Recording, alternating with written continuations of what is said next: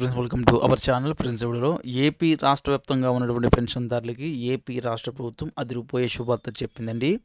వీరందరికీ కూడా కొత్త పెన్షన్ అప్లై చేసుకోవడానికి అయితే కొత్త తేదీని అయితే ప్రకటించిందండి. సో ఈ తేదీ నుంచి వీరైతే ఎన్టీఆర్ భరోసా పెన్షన్కి అయితే కొత్త పెన్షన్కి అయితే అప్లై అయితే చేసుకోవచ్చండి. ఇక దీంతో పాటు వీరికి మరో 3 శుభార్తలు అయితే వచ్చినాయండి. ఆ 3 శుభార్తలు ఏంటనేది కూడా వీడియోలో క్లారిటీ ఎక్స్ప్లెయిన్ చేస్తాను. అదేవిధంగా కొత్త పెన్షన్ అప్లై చేసుకోవాలంటే మీ దగ్గర ఉండవలసిన డాక్యుమెంట్స్ ఏంటి అనేది కూడా క్లారిటీగా చెప్తానండి. స్కిప్ చేయకుండా లాస్ట్ దాకా చూడండి. వీడియో అనేది చిన్నదే, లెంత్ అయితే ఎక్కువ ఉండదు. సో ముందుగా చూస్తే కనుక రాష్ట్ర ప్రభుత్వం కొత్త పెన్షన్లు అప్లై చేసుకోవాలని ఎవరైతే వెయిట్ చేస్తున్నారో వాళ్ళకి సంబంధించి అయితే శుభార్త అయితే చెప్పిందండి.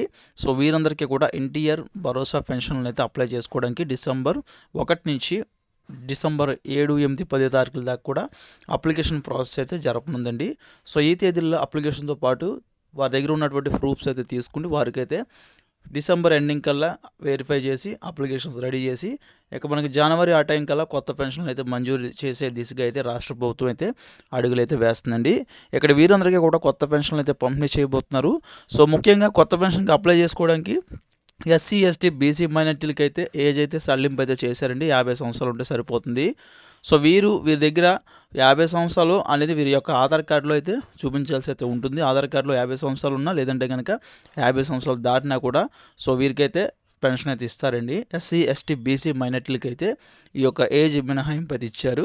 వీరి దగ్గర ఆధార్ కార్డు, రేషన్ కార్డు, దీంతోపాటు caste, income, date of birth సర్టిఫికేట్లు రీసెంట్గా అప్లై చేయించుకున్నవి అయితే ఉండాల్సి అయితే ఉంటుందండి. కావాల్సిన రీసెంట్గా అప్లై చేసుకున్నవి అయితే ఉండాల్సి అయితే ఉంటుందండి. ఎందుకంటే ఓల్డ్ అయితే ఇక్కడ పనిచేయండి, అన్నీ కూడా రీసెంట్గా అప్లై చేసుకున్నవి అయితే ఉండాల్సి అయితే ఉంటుంది. కాబట్టి caste, income, date of birth సర్టిఫికేట్కి అయితే మీరు ముందే అప్లై చేసుకుని అయితే రెడీగా అయితే పెట్టుకోండి. సో గ్రామ వార్డు సచివాలయాల్లో ఆల్రెడీ ప్రాసెస్ అయితే చేస్తున్నారండి. అక్కడ మీరు అప్లై చేసుకుంటే కనుక వాళ్ళైతే మీకు caste, income, date of birth సర్టిఫికేట్లు అయితే మీకు ఇస్తారండి. సో ఇవైతే ముందుగానే మీరు ప్రిపేర్ చేసుకుని పెట్టుకోండి. ఇక మినిమంగా సో ఇవి ఉంటే సరిపోతుంది. దీంతోపాటు రేషన్ కార్డు అనేది ఉండాల్సి అయితే ఉంటుందండి. రేషన్ కార్డుతో పాటు 2 పాస్పోర్ట్ సైజ్ ఫొటోస్, అప్లికేషన్ అనేది మీకు అక్కడే ఇస్తారండి.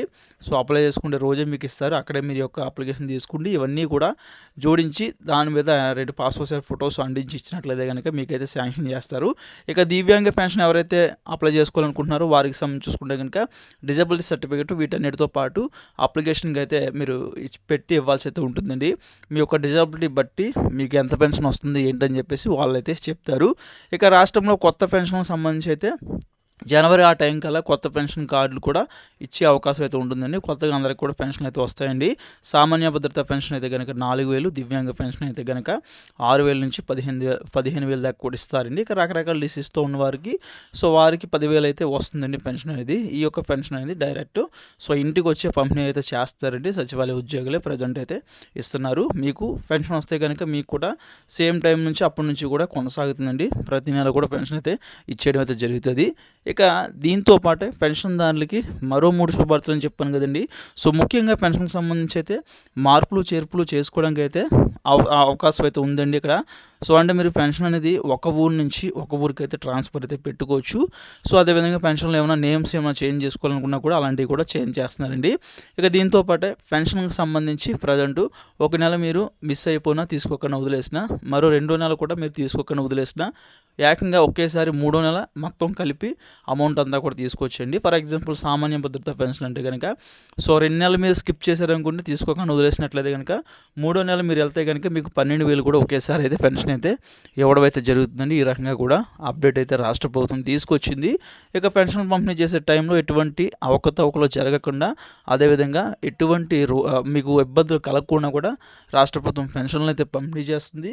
సో మీకు ఐరిస్ స్కాన్ చేసుకుంటారు, ఫేస్ స్కాన్ చేసుకుంటారు, తంబు తీసుకుంటారు, ఇవన్నీ కూడా ట్రై చేస్తారు. సో ఏదోలాగా మీకైతే డబ్బులు అయితే ఇస్తారండి. సేమ్ టైంలో మీ దగ్గర పెన్షన్ కార్డు, ఆధార్ కార్డు ఉంటే సరిపోతుందండి. కొత్తగా పెన్షన్ కార్డులు కూడా ఇస్తున్నారు. ఒకవేళ కనుక మీ దగ్గర పాత పెన్షన్ కార్డు ఉంటే కనుక వెంటనే కూడా కొత్త పెన్షన్ కార్డు అయితే తీసుకోండి. పాత పెన్షన్ కార్డు అయితే ప్రజెంట్ అయితే పనిచేయండి. సో వాళ్ళైతే కొత్త పెన్షన్ కార్డు అయితే మీకు మార్చడం అయితే జరుగుతుంది. సో ఈ రకంగా ఏంటంటే పెన్షన్ సంబంధించి పలు అప్డేట్స్ అయితే వచ్చినాయండి. రాష్ట్ర ప్రభుత్వం అయితే తీసుకొచ్చింది. కొత్త పెన్షన్లు వీరందరికీ కూడా ఈ విధంగా ఇవ్వడం ఇలాగైతే చేస్తున్నారండి.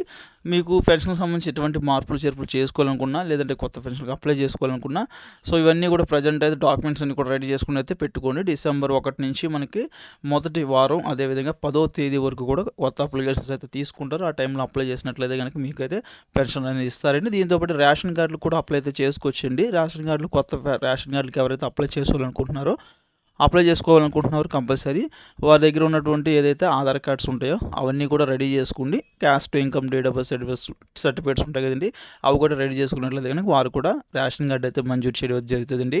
సో ఈ రకంగా ఏంటంటే రాష్ట్ర ప్రభుత్వం పలు పథకాలకు సంబంధించి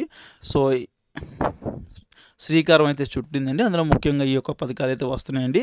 సో ఈ యొక్క పథకాలకు సంబంధించి రాష్ట్ర ప్రభుత్వం నుంచి ఏ అప్డేట్ వచ్చినా నేను తెలియజేస్తాను. కాబట్టి సబ్స్క్రైబ్ చేసుకుని ఫాలో అవుతుండండి.